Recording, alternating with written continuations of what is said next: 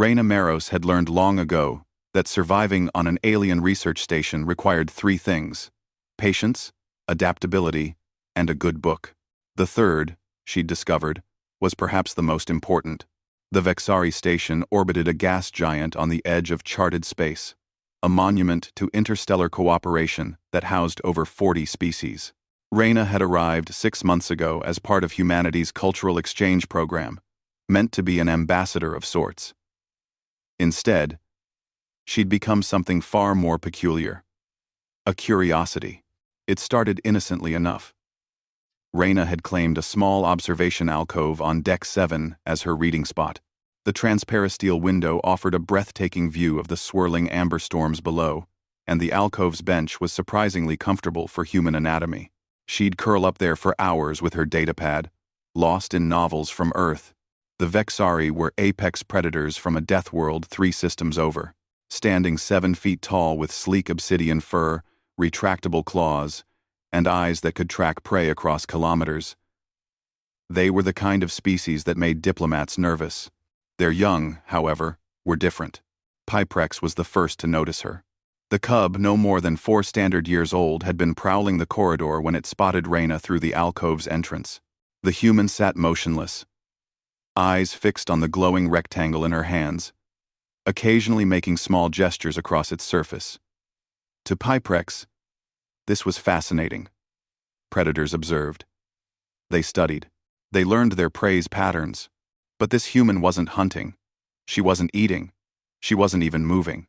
Piprex crept closer, belly low, tail twitching with curiosity. The human's scent was strange, not prey, not predator.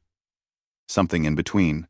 The cub watched for nearly an hour, yellow eyes unblinking, as Reina turned page after digital page. When Reina finally noticed the small predator staring at her, she did what came naturally. She smiled.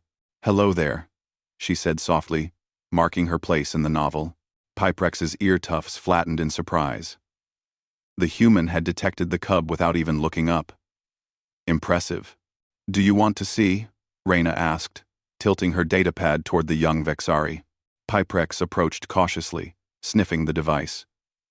The screen showed symbols human writing, but more importantly, the human seemed to be studying it.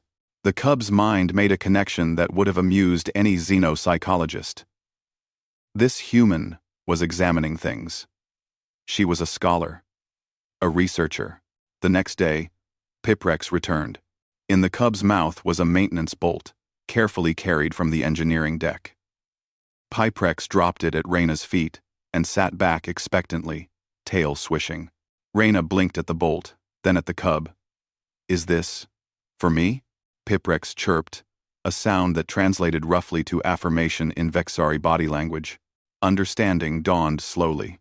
The cub thought she was some kind of investigator. It had seen her examining her book and concluded this was her function. Reina picked up the bolt, turning it over in her hands with exaggerated care.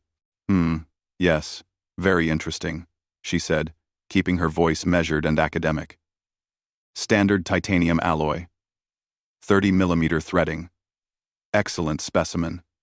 Sia." Piprex's eyes widened with delight. The human understood. She was studying the offering. By the end of the week, Piprex had recruited others. 3 more Vexari cubs began appearing at Reina's alcove, each bearing treasures for examination. A stripped wire, a decorative stone from the arboretum, someone's missing stylus, a partially eaten ration bar that Reina politely declined to study. The parade of items became a daily ritual. Reina would set aside her reading as the cubs arrived, solemnly examining each object they presented. She learned their names: Kirith, Solvex, and little Nira, who was too shy to approach closely but always watched from the corridor. "What have we today?" Reina would ask, as they deposited their findings. She'd inspect each item with theatrical seriousness, sometimes pulling out her own datapad to record observations. The cubs would sit in a semicircle, tails wrapped around their paws, utterly entranced. The adult Vexari noticed, of course. Commander Thexva, who oversaw station security, found Reyna one afternoon surrounded by cubs and what appeared to be a collection of miscellaneous station debris. "Human Maros," the commander growled, her voice like grinding stone. "You are aware that Piprex has been stealing items from the cargo bay?" Reyna looked up, genuinely surprised. "Stealing?" "I thought. The cubs believe you are a master researcher."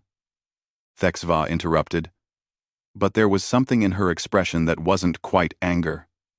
"They bring you items to classify?" "I didn't mean to encourage theft," Reyna said quickly. "They started bringing me things, and I didn't want to be rude." To her shock, HFY made a sound that could only be described as a laugh. It was more like a cough, mixed with a purr, but unmistakably amused. "You have taught them observation skills," the commander said. "Collection of specimens, presentation of findings. These are core skills for young Vexari." She paused, her gaze softening slightly. "You have been training them without realizing it." Reyna looked at the cubs, who stared back with eager, intelligent eyes. "Their parents," HFY continued, "are grateful. Integration with other species is difficult for our young.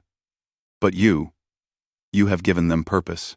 From that day forward, Reyna's reading alcove became an unofficial education center. The cubs brought items now with permission, and Reyna would help them genuinely examine each object, teaching them about different materials, functions, and origins. She introduced them to human concepts of scientific method, observation, and documentation.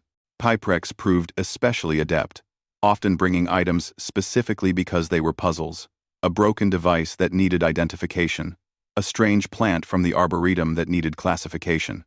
Sometimes, Reyna still managed to read, but more often, she found herself surrounded by young predators, all of them studying the universe together. She'd come to the station as a cultural ambassador, but she'd become something better: a teacher. And when Piprex eventually brought her a small datapad loaded with Vexari literature, carefully selected for a beginner's reading level, Reyna understood. The lesson had gone both ways. She smiled, settled back against the window, and began to read aloud. 4 pairs of yellow eyes watched intently, learning not just about words, but about the strange, wonderful human who had shown them that the greatest predators were those who never stopped learning.